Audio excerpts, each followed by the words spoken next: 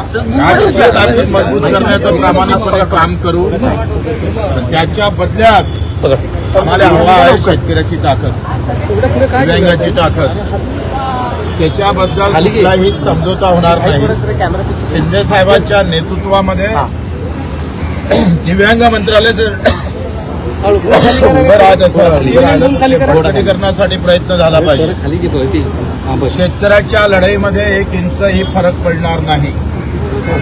प्रहार सामाजिक संघटना आणि प्रहार दिव्यांग संघटना कायम राहणार. मात्र पूर्ण ताकदीनं शिवसेना कशी वाढत या अंगातला प्रत्येक रक्ताचा थेंब त्या पक्षासाठी धावणार आहे, तेवढाच माझ्या शेतकरी मजूर दिव्यांगासाठी धावणार आहे. त्यांना समजवता शेतकरी मजूर दिव्यांगासाठी होऊ शकत नाही. राजकीय आम्ही हा प्रवास शिवसेनेतून सुरुवात केली. मधात माझ्याजवळ अजूनही पत्र आहे. बाळासाहेब ठाकरे साहेबांना आम्ही माननीय बाळासाहेबांना आम्ही पत्र तेव्हा कापसाच्या भावासंदर्भात आम्ही हा राजीनामा दिला होता. आता पुन्हा शेतकऱ्याच्या मुद्दे आणि दिव्यांगाचे मुद्दे घेऊन शिवसेनेचा धनुष्यबाण घेऊन हा धनुष्यबाण माझ्या शेतकरी मजूर माझ्या वंचित घटकांच्या दिव्यांग बांधवासाठी कसा कामी येईल तो उचलण्याचा प्रयत्न करू. नक्कीच. पण काय शब्द दिलेला आहे विधान परिषदेसोबत इतरही मंत्री मला राज्यमंत्रीपदाची सुद्धा माळ तुमच्या गळामध्ये पडणार अशी माहिती आहे. मला स्वीकार आहे. मंत्री पदाचा काही मी कसा आहे, मला मागाची सवय नाही. मागितलं असतं तर मागं गुवाहाटीला गेल्यानंतर मागितलं असतं ना. पण आम्ही दिव्यांग मंत्रालयासाठी भांडत बसलोय. आम्ही लोकमंत्र्यासाठी फिल्डिंग लावत होते पदासाठी आणि मी दिव्यांग मंत्रालयासाठी भांडत होतो. हाच फरक बच्चू कडूचा आहे, ते समजून घ्या. पण एकनाथ शिंदेंनी हिरा ओळखला असं म्हणावं. सेनेत नाराजी देखील आहे. इच्छुक लोक जे होते आता बच्चू कडू हे बाहेरून आलेले आहेत, मग त्यांना संधी मिळते, मग आम्ही इतके वर्ष इथे इच्छुक आहोत, त्यांचं काय असा सवाल देखील उपस्थित होतोय. तर मला असं वाटतं, मला तर कोणी फोनही केला नाही, टीव्हीवर कोणाचे मी अशा प्रकारचे अभिप्राय हे तुमचा आहे, तुमचे सूत्र आहे. खरं सांगू काय, मला एक सांगा, मला हे ध्यानीमानी नव्हतंय, काहीच माहित नव्हतंय. मी तर संत्रालय पाणी देऊन राहिलो होतोय, पण तुमच्या बातम्या आल्या, सूत्रानं सांगितलं, सूत्रानं कॉल केला, सूत्रानं अरे म्हटलं काहीतरी आहे वाटतंय. मग मला बऱ्याच सूत्रांचा तुम्हाला फायदा झाला की नुकसान झाला? एक मिनिट. मीडिया हे इथपर्यंत आणण्याचं काम मी सगळं श्रेय मीडियाला देतो. बरं, एकनाथ शिंदे विधान परिषद माझ्या कानावरही नव्हती, पण हे कानावर टाकण्याचं काम मीडियानं केलं. काल रात्री आपली भेट झाली, रात्री उशिरा आपण एकनाथ शिंदेना भेटलेला आहात. 24 तासात मोठ्या घडामोडी घडलेल्या आहेत. 24 तासात हमी भावावर चर्चा झाली, शेतकऱ्यांच्या पेरणी ते कापणीपर्यंतच्या विषयावर चर्चा झाली, आदिवासींच्या संदर्भात चर्चा झाली, दिव्यांगाच्या संदर्भात चर्चा झाली आणि त्यांनी सगळं सहमत दर्शवलं. माझं काय म्हणणं आहे का, ज्याच्यासाठी आम्ही मंत्री होतो, ज्याच्यासाठी आम्ही मुख्यमंत्री होतो किंवा ज्यासाठी आम्ही आमदारकी घेतो आहे, ते जर होत असेल तर गरज काय. बरं, एक प्रश्न होतं ना काम. पण संघटना तुम्ही सांगतोय, संघटना चालवणं तुम्ही सांगता, तुमचा मीडिया चालवणं कठीण आहे का नाही? बरोबर आहे का नाही? तशी संघटना या काळात चालवणं फार कठीण आहे. त्यामुळे समजून चुकलं होतं. बच्चू कडू साहेब, एकनाथ शिंदेनी योग्य हिरा ओळखला असं म्हणावं. तुम्ही शिवसेनेचा झेंडा घेताय, आपल्या येण्यामुळे इतकी आंदोलनं केली शेतकऱ्यांसाठी, कष्टकऱ्यांसाठी, गोरगरिबांसाठी. आता मी हिरा आहे का पन्ना आहे का डन्ना आहे मला काही माहित नाही. माझं काम आहे प्रामाणिकपणे एक कार्यकर्ता म्हणून काम करायचं आयुष्यभर. आणि कसं आहे, याचा आनंद एवढाच आहे का शिवसेनेतला जन्म आहे, शिवसेनेत शेवट व्हावा शेवटपर्यंत. हा येतो. काय करायची इच्छा आहे? शिवसेनेतच पाहायला मिळतील, इतर कुठल्याही पक्षात जाणार नाही. नाही, मला ते आता 20-25 वर्ष गेलो असतो.